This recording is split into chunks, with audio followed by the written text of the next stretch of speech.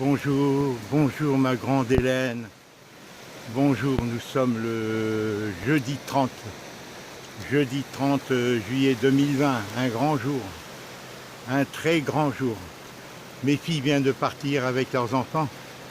Écoute, j'ai passé une journée formidable, passionnante, mais fatigante. Ça prend beaucoup d'énergie, beaucoup de stress, s'occuper des enfants. 6 enfants. Parce qu'Adélie est venue, elle m'a fait la surprise ce matin. On a été super bien organisés. Je te montrerai, j'ai fait quelques vidéos, super bien organisées. J'ai fait quelques courses, j'ai fait de la salade. Moi, je n'ai pas dormi de la nuit. Enfin, j'ai dormi jusqu'à 3h30 du matin. Et j'aurais dit, écoute, parce qu'elles sont fatiguées, et pour cause. Et tu vas comprendre pourquoi, ma grande, surtout Clarisse. Même Adélie, mais Clarisse, c'est une raison supplémentaire. Écoute, je te fais la vidéo, la plage est vide. Tout à l'heure, elle était pleine. Il y a 2 heures, elle était pleine. On vient de manger. Tu vois, ma voiture est là-bas, ma grande sœur. Là-bas, je ne sais pas si tu aperçois ma voiture là-bas. Le camion, près de la maison, juste devant la maison. Tu vois, juste devant la maison, le haut du camion. Les gens qui marchent sur la plage, le haut du camion. Mais comme d'habitude, je le gare là. Et ce matin, je suis arrivé de bonne heure. J'ai fait un gâteau, j'ai fait une salade que j'ai mis dans des barquettes. Une très bonne salade, ils ont beaucoup apprécié, que j'ai fait 6 portions de salade. Et après, bon, j'ai été acheter du camembert, elles m'ont dit si je pouvais acheter du camembert. J'ai fait quelques courses, quelques fruits. Et je suis arrivé là, mais Clarisse était déjà là avec ses enfants. Parce qu'il y a très peu de place. Il n'y a que 10 places, tu vois, pour stationner. Il y a très peu de place. Et moi, je suis arrivé de bonne heure, vers 9h30. Voilà. Écoute, ma soeur, je suis fatigué. Je te fais cette vidéo de cette plage parce que c'est un événement. Lors du pique-nique à midi, elles m'ont posé un gage. Elles m'ont posé un gage et ce gage, je vais t'en faire part tout de suite. Elles m'ont posé un gage et que je n'ai pas trouvé car j'étais à 1000 lieues. Je ne pouvais pas imaginer ça. C'était inimaginable si tu veux. Donc même si à un moment donné j'ai deviné, c'est Catherine qui m'a remis un montage photo de sa famille. Drôle, un montage photo qu'elle a effectué elle-même. Et il y avait une date, je vais te l'envoyer, tu vas comprendre. Tu vas comprendre. Il y avait une date et je n'ai pas compris. Eh bien, je te le dis, Hélène. Voilà, j'en étais bouleversé. Bien sûr, heureux parce que c'est une gageure d'avoir fait ça. Mais c'est ainsi, Hélène. Clarisse attend son 6e enfant pour le premier, en principe, 1er janvier 2021. Voilà, elle est enceinte de 4 mois. Ça me bouleverse si tu savais, parce que tu sais, je t'ai beaucoup parlé de Clarisse et même d'Adélie, je t'ai parlé de la souffrance de mes filles. Et voilà, elle le dit elle-même, hein, c'est comme ça, ils sont catholiques et ils prennent la méthode naturelle et elle n'a pas fonctionné. Méthode, elle me dit, ça n'a pas fonctionné, papa. Et je peux t'assurer qu'elle est sincère, parce qu'ils sont... Mais voilà, ils gardent l'espérance, ils n'ont pas d'autre choix. Hein. En tant que chrétien, catholique et tout, et voilà, il faut assumer. Ça va être très dur, Hélène, ça va être très dur. Alors dans ce contexte, tu imagines que moi j'ai plus envie de leur faire de la peine, encore moins à Clarisse. C'est pas possible, tu sais quand tu aimes, moi je souffre, tu sais bien, je souffre de ce que j'ai découvert à propos du téléphone et des papiers qui avaient disparu, mais que veux-tu, que veux-tu que je fasse, Hélène? Que veux-tu que je fasse? Il faut que je m'en sorte, il faut que la CNAV résolve le problème et que je m'écrase, quoi, que je me sacrifie. Que veux-tu que je fasse? Elle est fatiguée. Elle est fatiguée déjà et elle le dit. Bon, alors voilà la nouvelle, si tu veux. Je suis content parce que c'est du courage qu'il faut. Et c'est un challenge, Hélène, aujourd'hui. Il y a tant de gens en attente, déprécier l'enfantement. Tout a été désacralisé.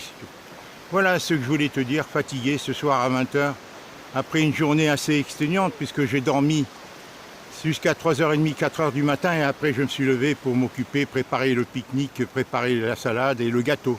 Le gâteau n'était pas très réussi. Ça prend beaucoup de temps la cuisine, surtout quand on n'est pas très organisé comme moi. Et moi je suis lent, tu sais, je suis très lent. Ma chère, je ne sais pas comment tu vas recevoir la nouvelle, mais je sais que tu es chrétienne toi aussi, et que tu as l'habitude des épreuves. Je sais, toute ta vie ça a été une épreuve, ma grande sœur. Alors voilà, bon ben, que dire, ça va être difficile pour les grandes filles, parce que déjà, bon, Kateri, tout ça, Kateri a grossi depuis la naissance de Paul. Paul est extraordinaire de positivisme, elle est positive cette fille-là. Elle est éblouissante, mais comment sa sœur va naître, son frère, le 1er janvier, Paul aura à peine 2 ans, c'est-à-dire 24 mois. Elle aura à peine 24 mois, elle est née en 2018. Voilà, elle aura à peine 26 mois, 2 ans, voilà. Alors bon, on ne sait pas comment elle va recevoir. Paraît-il qu'il faut un écart de 3 ans pour que l'enfant reçoive bien le nouveau venu, hein, qu'il accepte que sa maman lui consacre moins de temps et tout ça. Paraît-il, c'est ce que le médecin homéopathe, Dr Krebs, spécialisé dans les dans les accouchements, qui nous avait dit à propos de la naissance d'Adélie, un bon écart pour que l'enfant accepte ces 3 ans. Bon. Nous, il n'y a que Félicien qui a 3 ans d'écart avec... et encore, il n'y a que Clarisse, peut-être, qui a après 2 ans et demi avec sa sœur Adélie. C'est ainsi, on ne fait pas ce qu'on veut, Hélène. C'est le monde dans lequel on vit.